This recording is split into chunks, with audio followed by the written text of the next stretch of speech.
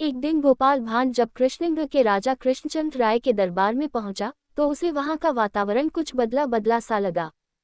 राजा कृष्णचंद्र उदास भाव से अपने सिंहासन पर बैठे हुए थे। उनके चेहरे पर चिंता की लकीरें थीं। सारे दरबारी चिंतित भाव में अपने स्वामी की तरफ ही देख रहे थे। गोपाल ने अपनी विशिष्ट हास्य शैली में राजा को हंसाने की कोशिश की, लेकिन राजा के चेहरे पर मुस्कान पैदा न हुई। गोपाल समझ गया कि अवश्य ही कोई गंभीर समस्या पैदा हो गई है, तभी महाराज इतने गंभीर हैं। जब बहुत देर तक महाराज की चुप्पी न टूटी तो गोपाल ने पूछ लिया, अन्नदाता, आज आप कुछ ज्यादा ही चिंतित लग रहे हैं। क्या कोई गंभीर समस्या पैदा हो गई है? मुझे बताइए, शायद मैं आपकी समस्या का कोई हल निकाल सकूं। महाराज ने एक गहरी सांस भरी। बोले, तुमने ठीक अंदाजा लगाया है गोपाल। सचमुच मैं एक गंभीर समस्या से घिर गया हूँ। समझ में नहीं आता कैसे निपट पाऊंगा इस समस्या से। गोपाल ने कहा, पर समस्या क्या है अन्नदाता? वही तो मैं जानना चाहता हूँ, क्योंकि आपको चिंतित देखकर मुझे भी उलझन हो रही है। फिर महाराज ने कहा, तो सुनो।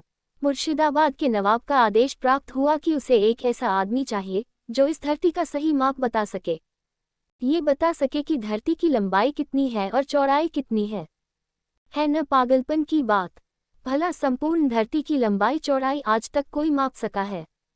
अब तुम ही बताओ, मैं ऐसा आदमी कहाँ से खोजूं जो धरती के धरातल की सटीक जानकारी नवाब को दे सके?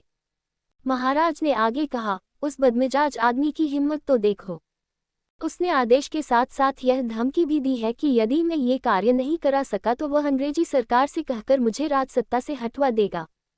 फिर गोपाल बोला, ये तो सचमुच गंभीर बात है महाराज। लेकिन क्या ये सचमुच ऐसा करा सकता है? क्या पता क्या करा सकता है। यह आदमी हमेशा ही मेरे लिए नई नई मुसीबतें खड़ी करता रहा है। जानते हो गोपाल, इस बार इस संदेश के साथ साथ उसने क्या नया शिगूफा उछाला है। उसने अशफियों से भरी 2 बड़ी बड़ी थैलियां भेजी हैं, इस निर्देश के साथ कि धन चाहे जितना खर्च हो जाए, काम हर हालत में होना चाहिए। गोपाल ने कहा, तो हो जाएगा उसका काम, इसमें चिंता करने वाली कौन सी बात है? महाराज बोले, बड़ी आसानी से कह दी तुमने यह बात, पर यह काम करेगा कौन? मैं करूंगा महाराज, मैं नवाब के प्रश्न का उत्तर दूंगा। गोपाल बोला, बस आप वह दोनों थैलियां मेरे हवाले कर दीजिए और आराम की नींद सोइए। महाराज कृष्णचंद्र ने दोनों थैलियां गोपाल के हवाले कर दी। सोने की अशफियां पाकर गोपाल की तो मौज हो गई। 2 महीने उसने खूब मौज मस्ती मारी, नवाब के धन से खूब गुलछर्रे उड़ाए। 2 महीने बीतते बीतते नवाब का फिर संदेश मिला, जिसमें पूछा गया कि कार्य कब तक होगा। उत्तर में गोपाल ने महाराज के माध्यम से कहलवा भेजा कि कार्य प्रगति पर है। ऐसा व्यक्ति खोज लिया गया है, धरती के माप का कार्य आरंभ कर दिया है, लेकिन धन बहुत खर्च हो रहा है, इसलिए और अशफियां भेजी जाएं। खैर, इस बार कलपते हुए नवाब ने अशफियों से भरी एक थैली और भेज दी।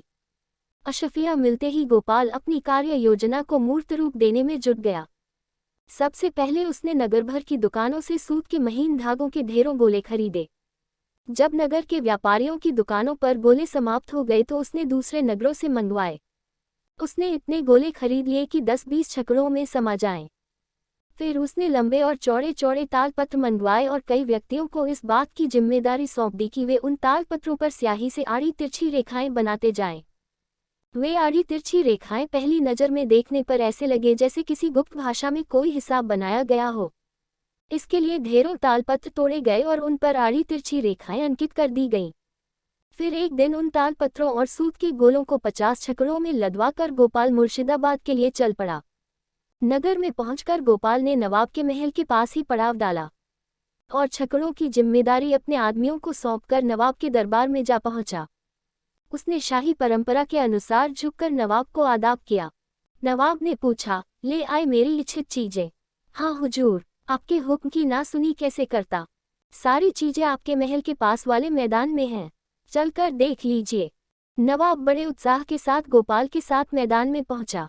उसकी दृष्टि छकड़ों पर पड़ी तो उसने पूछा, ये सब क्या है गोपाल?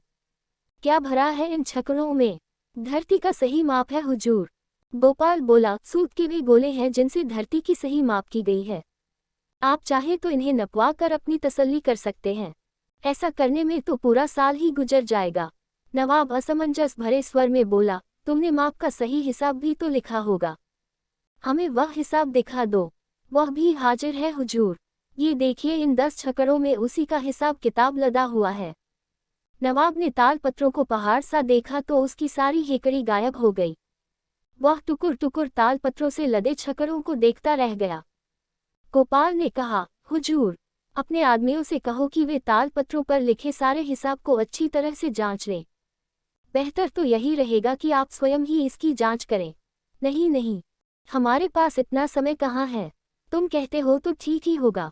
नवाब जल्दी से बोला, जैसे वह गोपाल से पिन छुड़ाना चाहता हो। तो हुजूर संतुष्ट हुए न? अब हुक्म दीजिए कि छकड़ों से लदे सामान का क्या करूं? क्या इसे सरकारी मालखाने में जमा करवा दूं? गोपाल बोला, कोई जरूरत नहीं है, तुम इसे वापस ले जा सकते हो, हमारी आज्ञा है। ये कहकर नवाब जाने के लिए मुड़ा, लेकिन तभी गोपाल ने उससे कहा, हुजूर, मेरी एक गुजारिश है। बोलो, क्या चाहते हो? हुजूर, धरती का सही माप लेने के चक्कर में मैंने बहुत खाक छानी है। क्या हुजूर मेरे काम से खुश होकर मुझे कोई इनाम नहीं देंगे? हाँ हाँ, क्यों नहीं, बेमन से नवाब ने कहा। फिर मुड़कर अपने कर्मचारी से बोला, इसे सरकारी खजाने से 100 अशफिया दिलवा दो। इस प्रकार चतुर गोपाल ने नवाब से खरीदा गया सारा सामान भी ले लिया और उससे 100 अशफिया भी झटक ली।